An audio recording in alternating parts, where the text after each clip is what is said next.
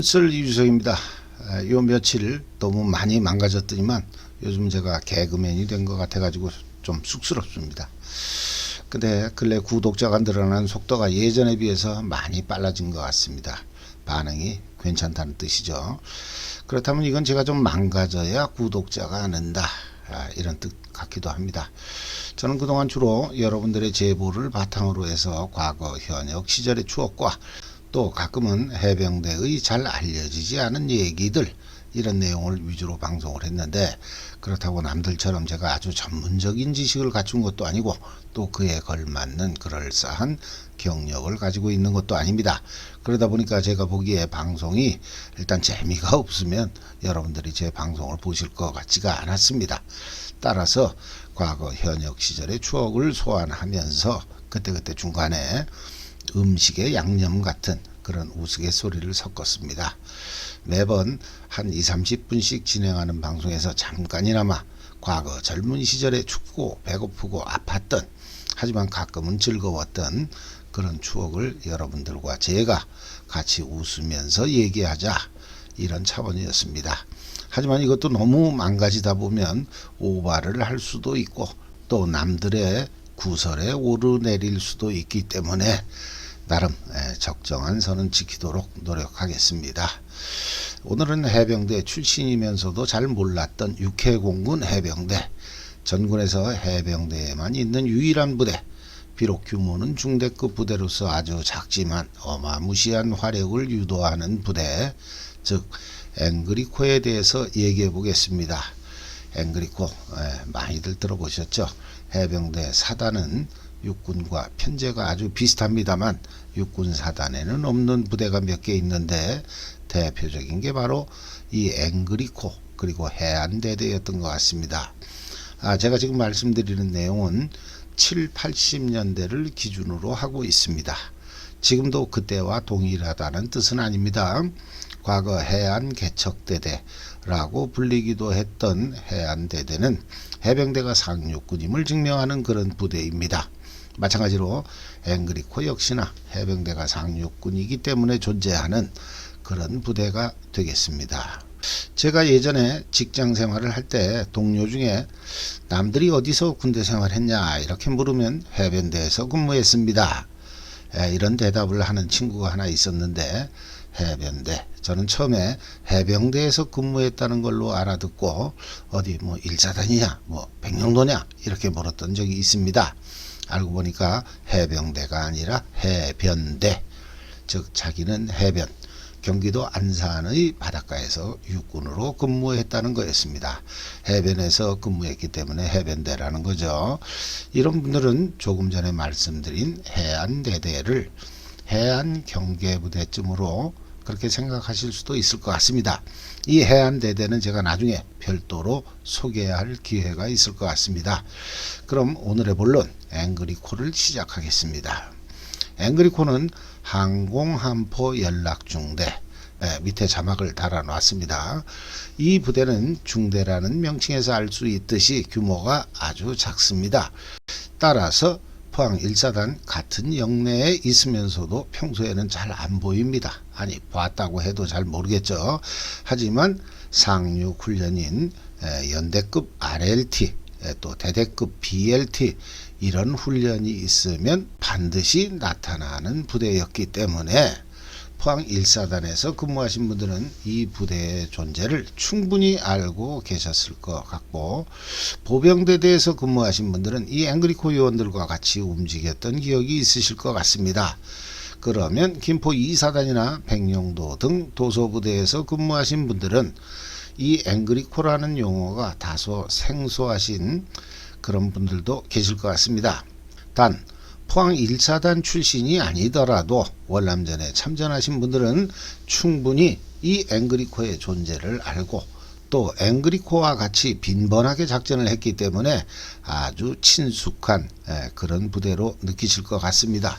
오늘 배경화면의 사진이 바로 월남전 당시 운용됐던 앵그리코, 여긴 중대는 아니고 보시는 바와 같이 항공함포연락반, 아마도 보병대대에 배속된 앵그리코가 아닌가 생각합니다. 7, 80년대 당시 포항 1사단의 사단 직할의 중대급 부대는 이 앵그리코와 특수 수색 중대뿐이었던 것 같은데, 이 앵그리코는 상륙작전과 상륙 후의 내륙 진공작전에서 지원 화력을 유도하는 것이 주 임무, 구체적으로는 캐스라고 부르는 근접 항공 지원, 그리고 해군의 함포 지원을 유도하는 그런 부대가 되겠습니다. 제가 방금 이 앵그리코가 사단 직할이라고 말씀드렸는데, 이건 시기에 따라서 다소 변화가 있었던 것으로 보입니다. 제가 오늘 설명드리는 시기는 70년대 중반부터 80년대 후반까지입니다. 80년대 초중반까지만 해도 사단 직할의 부대였는데 반해 80년대 중반부터는 사단 항공대대의 예하로 소속이 바뀐 것 같습니다. 또 해병대 항공단이 창설된 지금은 앵그리코가 없어졌다는 그런 얘기가 있는데, 이는 정확하지 않습니다. 만약 이게 사실이라면 해병대 앵그리코는 이제 역사 속에 사라진 그런 부대가 될 것 같습니다. 이 앵그리코 중대는 역시나 같은 사단 직할의 특수 수색 중대 중대장이 소령이었던 것처럼 항공병과 소령이 중대장이었습니다. 조종사라는 얘기죠. 그럼 여기서 여러분들은 바로 해병대 항공병과는 1973년 해병대 사령부 해체와 동시에 없어진 거 아니냐?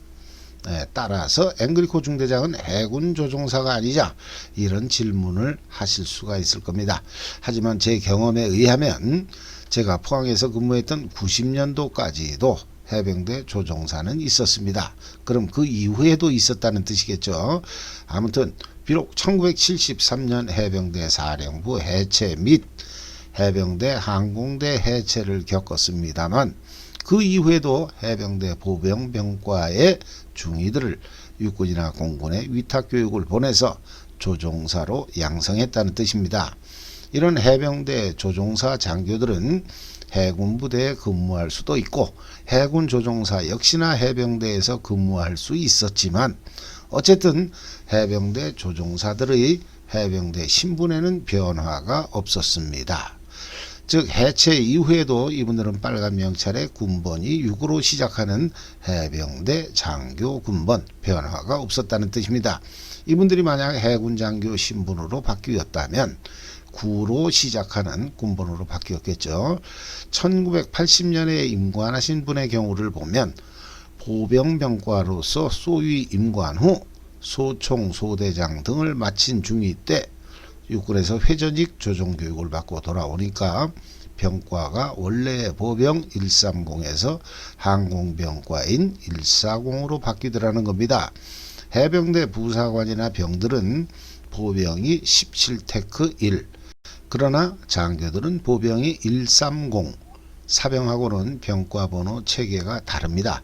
그러다가 80년대 중반부터는 해병대 보병 중위에서 조종사가 되는 장교들은 항공병과로 전과시키지 않고 보병, 그 다음에 괄호 열고 부특기 항공, 이런 식으로 다소 애매하게 조종사들을 관리했다고 합니다.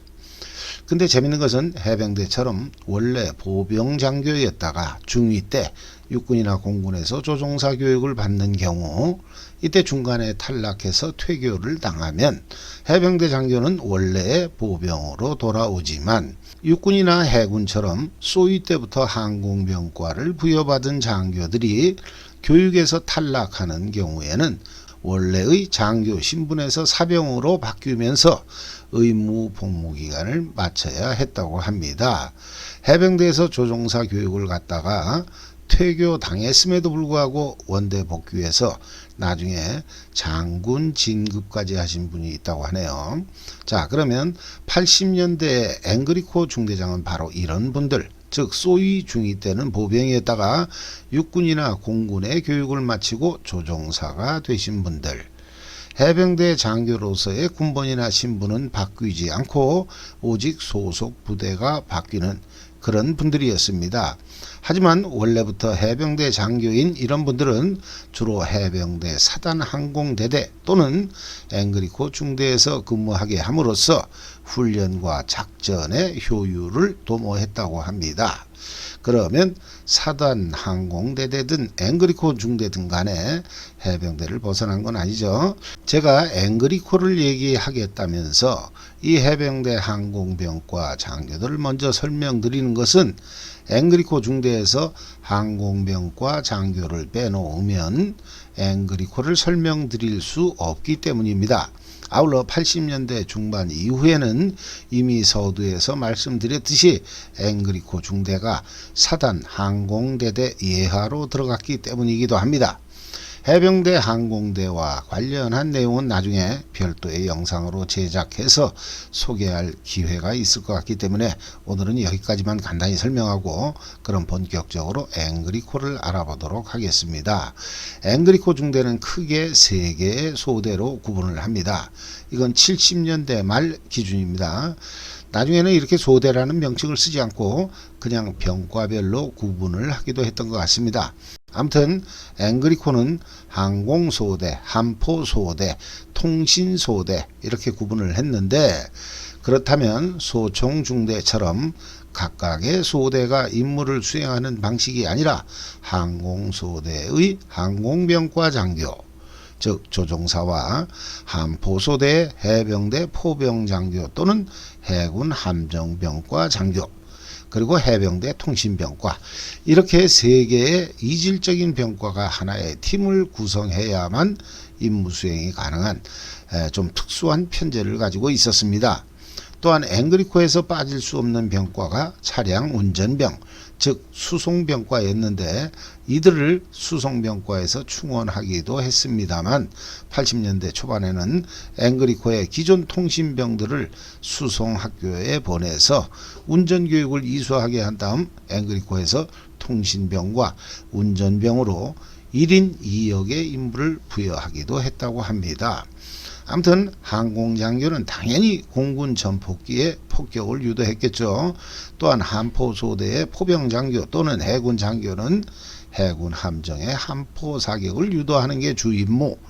왜 이런 부대가 필요했냐 하면 육군 보병사단의 경우에는 후방에서 군단 및 군사령부가 지원을 하는 방식 하지만 상륙작전 및 상륙 후 내륙 진격작전을 수행하는 해병대에게 있어서 육군 보병사단처럼 후방의 상급 부대로부터 전투 지원을 받는다는 것은 거의 불가능한 일 따라서 이때 가용한 방식이 바로 공군 및 해군의 지원을 받는 방식이었을 겁니다.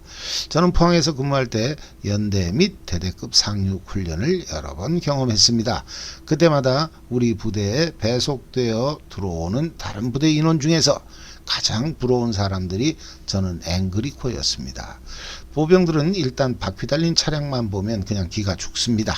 그런데 앵그리코들은 무슨 이상한 집차를 타고 오는데 그게 완전 미제. 그런데 같은 집차를 두고서도 그 명칭은 시기별로 각기 달랐던 것 같습니다. 예를 들어서 70년대 후반에 근무하신 분은 마크 1A 또는 케네디 집차라고 부르는데 반해 80년대 초중반에 근무하신 분은 마크 108 이렇게 부르고 또 그 이후에 근무하신 분은 그냥 마크차 여기서 마크는 영어로 MRC입니다.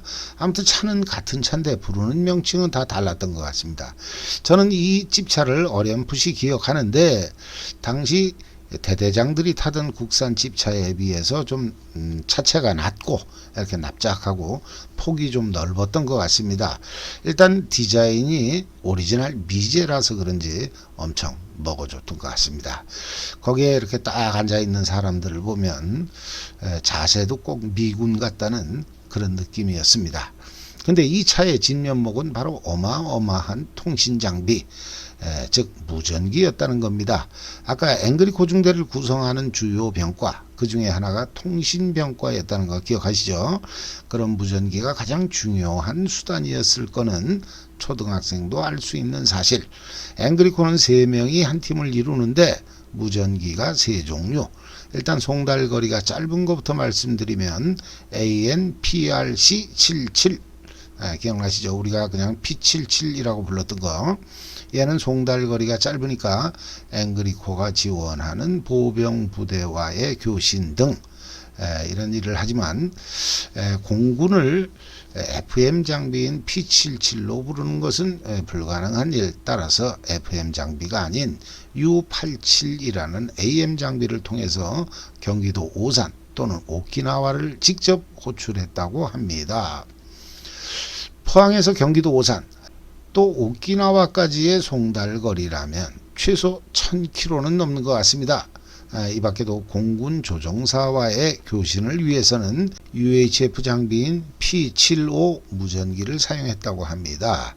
이 중에서 제일 비싼 게 오키나와하고 직접 교신한다는 그 AM 장비였겠죠. 이 무전기가 아까 말씀드린 그 케네디 집차라고도 부르는 그 차량에 실려 있었는데 이게 당시 우리나라 돈으로 1억 원이 넘었다고 합니다.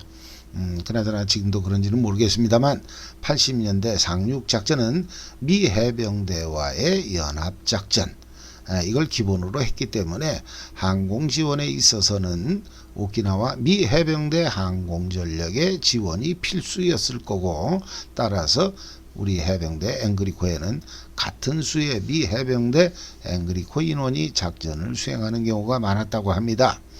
제가 조금 전에 미제 집차를 타고 다니는 앵그리코 요원들이 부럽다고 했습니다만 그건 대대 본부까지만 내려오는 인원들의 경우이고, 최전방 소총중대까지 지원을 나가는 요원들은 보병들하고 똑같이 차량 없이 움직이는 관계로 항공병과 장교들에게 있어서 앵그리코 중대는 그분들이 가장 꺼리는 부대였다고 합니다.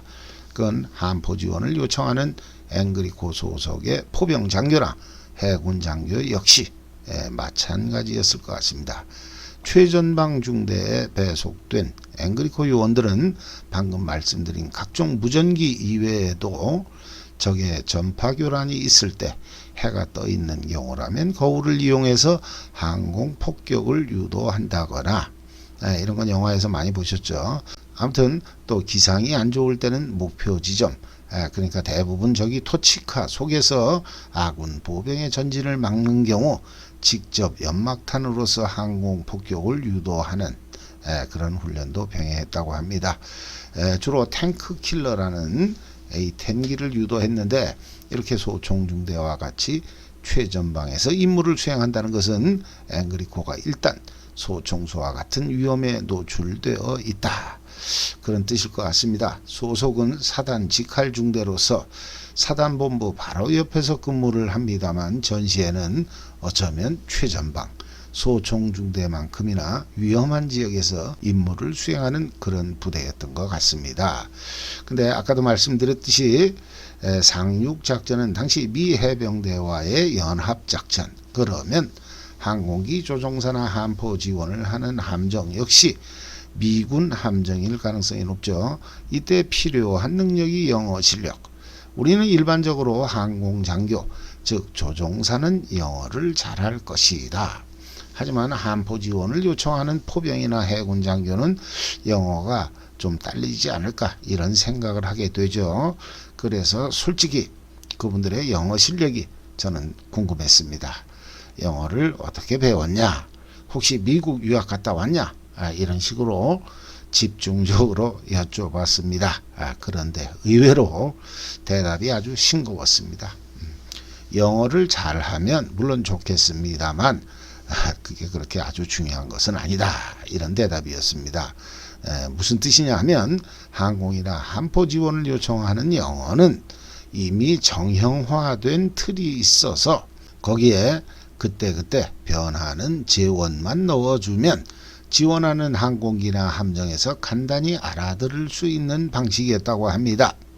이걸 위해서 스파타 교육을 별도로 받는데, 여기서 스파타는 탄착점을 관측하고 이에 수정을 요청하는 그런 사람을 일컫는 말이라고 합니다. 그러니까 화력 지원을 요청하는 앵그리코와 실제 지원을 하는 항공, 함포 세력 간에 뭐 복잡하게 이거저거 설명하면서 서로 토의하고 논쟁하는 그런 방식은 절대 아니었던 것 같습니다. 분초를 다투는 상황에서 말이 많으면 오히려 엉뚱한 데 폭격을 하는 거죠. 이건 아무래도 미군들이 전 세계 각지에서 다른 나라 군대와 연합작전을 많이 했기 때문에 아주 간단명료한 그런 언어 체계를 만들지 않았겠나. 저는 개인적으로 그렇게 생각합니다. 같은 말을 쓰는 우리 한국군 간에도 잘못 들릴 수 있는 발음 또는 짧게 용건만 주고받아야 되는 무선교신의 특성 등으로 말미암아 굳이 외국군과의 교신이 아님에도 불구하고 그들만의 용어를 쓰는 포병의 경우를 보면 미군에게 항공, 함포 지원을 요청하는 대한민국 해병대 앵그리코 요원들의 영어는 더욱 간단명료해야만 했을 것이 분명합니다. 예를 들어서 우리 한국군끼리 전방의 관측 장교가 수정사를 요청할 때 규정은 뭐 좌로 200, 우로 200, 또 더하기, 줄이기 이런 식으로 요청을 하는데 만약에 왼쪽으로 0.2km 또는 서쪽으로 300발자국 이러면 이건 분명히 우리 한국말이 맞습니다.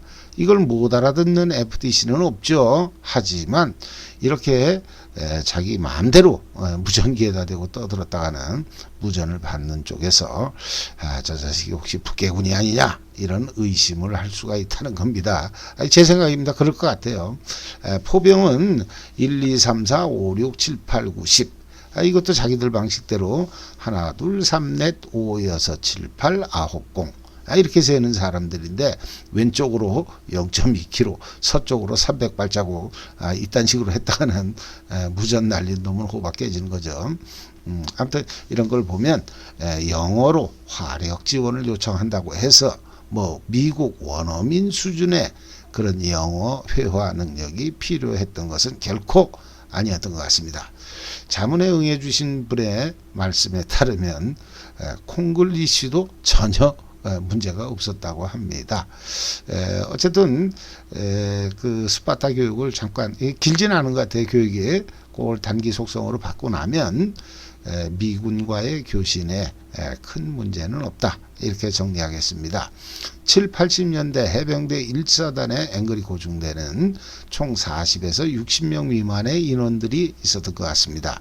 여기에 아까 말씀드린 마크 108 그 비싼 집차가 8대인가 있었고 각각의 차량은 승차 정원이 3명 그리고 최전방 중대를 지원하는 걸어다니는 앵그리코 그러면 이 인원들 가지고서 그렇게 여유가 있었던 것 같지는 않습니다. 평소에는 QRF 승함소대 또 제주도 기동 타격대 이런데 인원을 파견 보내야 했기 때문에 좋은 차 타고 다닌다고 해서 그렇게 근무 여건이 아주 편한 데만은 아니었던 것 같습니다. QRF 승함소대 여기는 해군 함정에 해병대 1개 소대 병력이 타고 있다가 도서지역 또는 무인도 등에서 대간첩 작전을 수행하는 경우 이 해병대 병력이 해군 함정에서 고무보트로 상륙을 한 다음 적을 소탕하는 임무를 수행하는데 이 QRF와 더불어서 제주도 기동 타격대의 작전 지역이 육지로부터 멀리 떨어진 도서지역이라는 점을 감안하면 항공, 함포의 지원이 얼마나 절실하며 이를 요청하는 앵그리코의 임무가 얼마나 중요한지를 알 수 있을 것 같습니다. 이렇게 중요한 임무를 수행한 앵그리코는 상륙군의 최선봉에서 보병들과 같이 기동하면서 항공, 함포 지원을 요청함으로써 적진 깊숙이 해병대가 진격할 수 있는 강력한 화력 지원의 시작점이 되고 있습니다. 이렇게 중요한 부대 그리고 전군에서 오직 해병대밖에 없는 부대임에도 불구하고 제보해 주신 분 중에 한 분께서는 앵그리코의 꼴통들이 아주 많았다 이런 말씀을 해 주셨습니다. 저는 거긴 무조건 영어 잘하는 아주 배운 사람들만 근무하는 곳이다 이렇게 생각하고 있었는데 콩글리시도 가능하다는 얘기에 1차 충격을 받았고, 한술 더 떠서 대원들 중에 꼴통들이 아주 많았다고 하니까 그동안 제가 느꼈던 앵그리코에 대한 환상이 확 깨지는 걸 느꼈습니다. 농담입니다. 그런데 솔직히 해병대 어느 부대라고 꼴통이 없었겠습니까? 제보자께서는 우스갯소리로 꼴통이라고 말씀하셨지만 실제로 그들 역시 대한민국 해병대의 일원이었다는 사실. 꼴통이면 어떻습니까? 충성하고 전투력 강하고 의리 있고 멋있으면 그게 바로 대한민국 해병대 아니겠습니까? 그래서 그런가 별이 5개, 유명한 장수 돌침대 최창환 회장님, 이분이 병 264기이신데 해병대 앵그리코 출신이라고 하십니다.